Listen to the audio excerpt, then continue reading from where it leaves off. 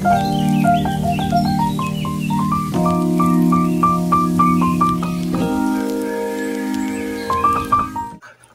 mga ka-Grease! Welcome back again sa ating channel na Agriculture. Ayun. So, kamusta po tayong lahat mga ka-Grease? Nice ko muna kayong batiin ng mapagpalang araw sa ating lahat. Ayun po. So, long time no talk po mga ka-Grease, no? Pero yun po, iniimbitahan ko po kayong muli na samahan ako na tumambay dito sa ating channel na Agriculture. So, yun. Pag-uusapan po natin ulit yung paborito nating alaga na crayfish, no? So yun, di ko na patatagalin, no? 6 weeks na po ang ating Kraylings or Kraylings 6 weeks. Ayan, so mga ka-Grease, kung hindi nyo po napapansin, no, naka 1 month na po tayo sa ating Kraylings mga ka-Grease. Yung inaalagaan natin ngayon na Kraylings. Kung nakikita nyo sa ating screen, ayan po ay 1 month na po. So, ano ba? Paano ba sasabihin to, no? Actually, yung mga pag-uusapan lang natin dito is sizes and yung food. Yun. So, yun po yung pag-uusapan natin ngayon, no? But before tayo magsimula sa sizes mga ka-Grease, doon muna tayo sa food. Ayan. So, kung tayo po ay nag-aalaga ng crayfish, no, nice kong ibahagi sa inyo na ibahagi ang pag-aaral or pag-study ng crayfish, no, technical. So kung pupunta kayo dito sa aking channel mga ka-Grease, kung mapapansin nyo, no, mga pinag-uusapan natin yung mga small details na hindi na pag-uusapan, no, kasi karamihan sa atin is na hype na mag-alaga ng crayfish. So maganda rin po, no, para rin po sa ating mga ka-agris dyan na maibahagi yung mga patungkol dito, no. So kung may mga questions, no, I hope na mai-share ko po yung ibang sagot sa mga tanong po nila ng mga ka-agris. So ayun na nga mga ka-agris, no, dumako na tayo sa food. Daming kyaw-kyaw no. Okay, so dumako na tayo sa food mga ka-agris. So ang update ko sa food mga ka-agris is PO1 sinking pellet lang muna, or yung ordinary fish pellets lang muna yung binibigay ko. Ito yung normal na pinapakain ko dito sa mga alaga nating guppies, no. So yun muna actually yung binibigay ko sa kanila, kasi yung mga special food before, kung napanood yung aking mga videos nung previous pa, kung matatandaan yung mga ka-agris, nag-experiment tayo, no, or yung tinatawag ko na special food. So for now, wala muna tayong special food. Tinigil ko yung dog food, and yung sumunod yung Integra 3000, no. So tinigil ko rin po yung Integra 3000 mga ka-agris. Why? Kasi yung Integra 3000 mga ka-agris, ang observation ko po doon sa pagpapakain ko nun sa mga Kraylings natin, no. So hindi talaga siya pang napansin ko na hindi talaga siya pang Kraylings or yung dito sa mga alaga natin na maliliit na crayfish, no. So bakit? Kasi yung upon on my observation mga ka-agris, no, hindi na de-dissolve yung feeds. And mukha siyang plastic kapag nababad na sa tubig. So yun yung nakikita ko, and siguro kaya hindi rin nila kinakain talaga, kasi tingin ko hindi talaga siya design for mga Kraylings. Ayun, so sa ibang mga vloggers, no, so disclaimer lang po, hindi naman po sa sinisiraan ko sila, no, na na yung mga sinishare nila na nagpapakain sila ng feeds ng manok, no. Ako rin naman po nagpapakain, pero yun nga, yung sa Integra 3000 kasi may mga napanood ako na nagpakain din ng Integra. Pero this is the reality, mga ka-agrees, no, na yung Integra 3000 is hindi po talaga siya designed for craylings po, no. Kasi siya, mukha siyang synthetic, or paano ba? Tama ba yung pagkakasabi ko? Mukha siyang plastic talaga kapag yung nababad na siya sa tubig, tapos pag tumagal, hindi siya na-dissolve kagaya ng mga feeds na pang-isda talaga. So yun, planning na bumili ng Tatay feeds for shrimps. Ayan. So ang habol natin dito sa feeds for shrimps. So bumili na po talaga ako ng bumili na talaga ako sa Lazada ng Tatay brand na feeds for shrimp. So yung mga binili ko is yung PO2 na pre-starter and PO3 na starter. Ayan. So sa mga beginners po, or sa mga ka-agrees natin dyan na naghahanap ng feeds na good for crayfish talaga, no? So doon tayo sa malapit-lapit na pagkain nila, which is yung feeds for shrimp. And so bumili po ako tig 1 kilo po noon sa Lazada po. So hindi pa siya dumadating, pero for the next video po, mga ka-agrees, isama ko po siya sa vlog natin, no? So bakit po tayo bumili noon, mga ka-agrees, no? Unang-una is syempre design talaga siya for shrimp. And ang pinakahabol ko talaga doon is pansin ko, no, na legit isa sa mga ka-agrees natin na nag-comment na mataas ang crude protein nila, no. Ang mga habol ko dito is yung protein talaga, which is yung mga Tatay feeds na to is naglalaman ng 44% to 45% yung proteins. Grabe, mataas talaga. So yun, nag-decide na ako na bumili, and i-share ko siya sa inyo sa mga susunod na video ko, and kung paano ko siya in-order sa mga interesado. So yun. Okay.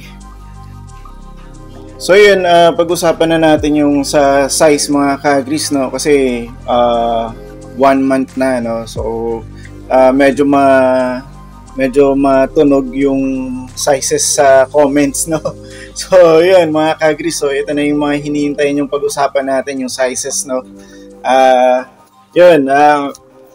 Maganda rin na dinidiscuss natin to, yung sa sizes po, mga ka-agrees, no. So ito naman po yung reason, yung technical studies, no. May bahagi natin yung small details, no. So upon my study, mga ka-agrees, no, 3 weeks to 5 weeks, and imagine niyo 3 weeks to 5 weeks or pa 1 month na, no. Imagine niyo yung sizes nila is wala masyadong changes, no. Maraming nagsasabi sa comment, no, na may mga ka-agrees tayo na nagsasabi na yung craylings natin is maliit pa, and masyado pa siya maliit sa 3 weeks. So actually, mga ka-agrees, no, first time ko po talaga na mag-alaga ng craylings, kasi itong mga to galing lang din to sa mga breeders ko na inaalagaan. So hindi ko talaga alam kung ano talaga yung mga ine-expect ko pa, no. So this is the actual na nangyayari, mga ka-agrees. So kailangan ko talaga siya ma-document, no, para in the future, no, alam na natin yung gagawin natin. So yun, sinasabi na masyadong maliit, and nakikurious tuloy ako, no, kung talagang ganito ba talaga yung actual na paglaki nila, o masyado ba siyang mabagal lumaki, paano ba, gaano ba kabilis yung yung time, yung panahon ng paglaki nila. So yun, actually maraming naglalaro sa isip ko no, kung saan ba yung problema, kung sa food kaya, sa size ng aquarium, or talagang normal lang talaga yung size nila no. So ipapakita ko po sa screen kung ano na po yung mga actual sizes nila. So nagpicture ako ng mga sizes nila mga ka-agris no. And yun, kung mapapansin nyo,